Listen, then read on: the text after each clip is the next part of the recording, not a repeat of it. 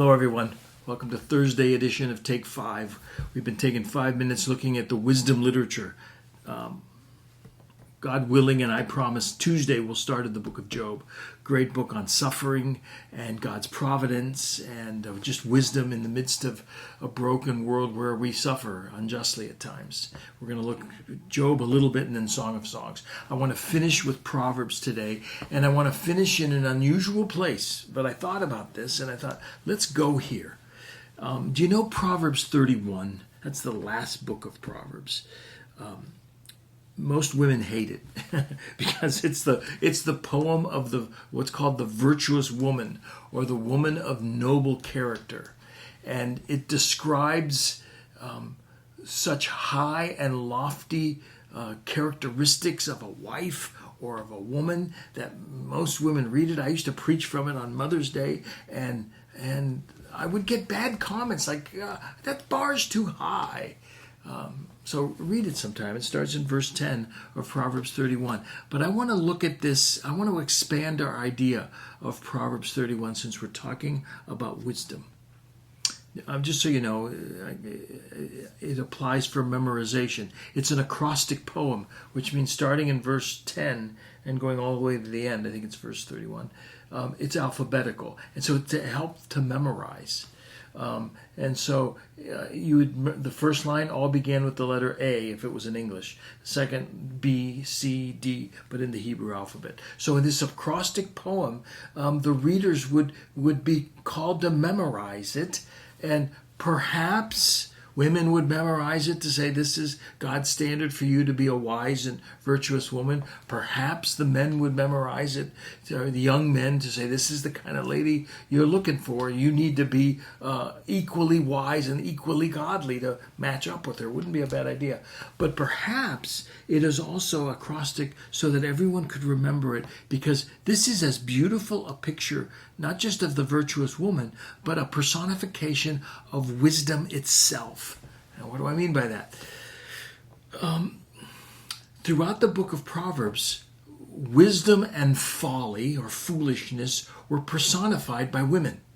So on Tuesday, we looked at the whole issue of lust, and the issue of lust being a woman calling from the streets to entice someone to come to her. Literal, sure. That's why we said it on Tuesday. Be careful of that. It'll ruin your life. But also, this enticing woman of lust is also just foolishness. That's the way of life. So that although we are called to be wise, the idolatry of foolishness, not just in lust, but in other things, is enticing us to live a foolish life. And the woman of lust is just the personification of that. Does that make sense? So yes, it's a literal warning against lust, but it's also a general personification of folly, of foolishness made in that woman. So also in the book of Proverbs, Lady Wisdom. Wisdom is often personified as a woman.